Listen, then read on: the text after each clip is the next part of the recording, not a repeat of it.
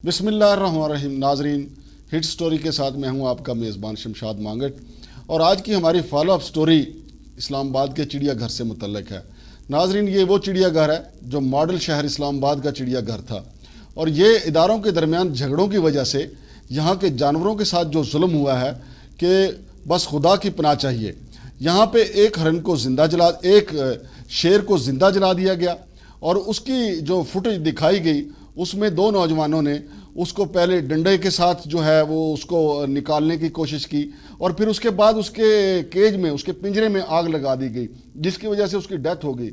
और दूसरी जो उसकी मादा शेरनी थी उसको डंडों के साथ मार मार के खुराक खिलाने की कोशिश की गई।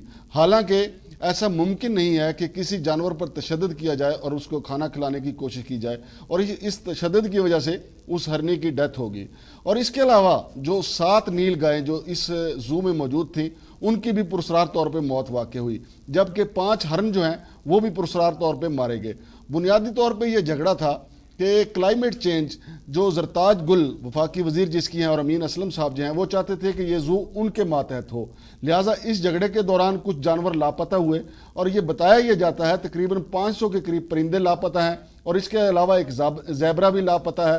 खरगोशों का तो किसी को पता ही नहीं चला क्योंकि वो तो मुर्गी की तरह कोई ज़िबा करके खा गया।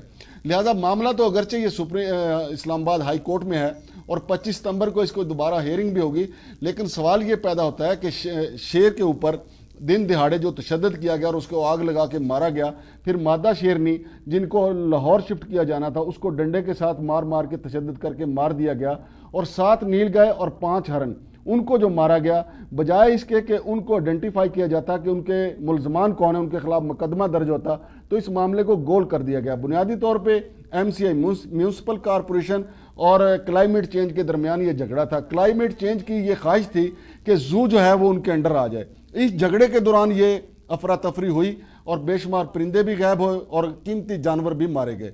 लिहाजा अब इस्लामाबाद हाई कोर्ट इस पर क्या एक्शन लेती है या क्या करती है, मुलजमान का निशानदेही होती है या नहीं, उनको सज़ा मिलती है या नहीं। असूली तौर पे तो अब तक उनको सज़ा मिल जानी चाहिए थी और उनको जेल में होना चाहिए था, लेकिन मामलात को दबाया जा रहा है और परिंदों का चूँकि गबन हो चुका है, कोई बताने को तैयार नहीं। परिंदे कहाँ गए, जो 5 हरन थे उनको किस तरीके से मारा गया, जो 7 नील गायें थी उनके साथ क्या वाक़या हुआ, लेकिन शेर और हरनी का जो है वो आइडेंटिफाई हुआ है कि शेर को आग लगा के मारा गया और शेरनी के ऊपर डंडों से तशद्दुद करके उसको गोश्त खिलाने की कोशिश की गई। वो गोश्त तो ना खा सकी लेकिन खुद ही मुर्दा हो गई।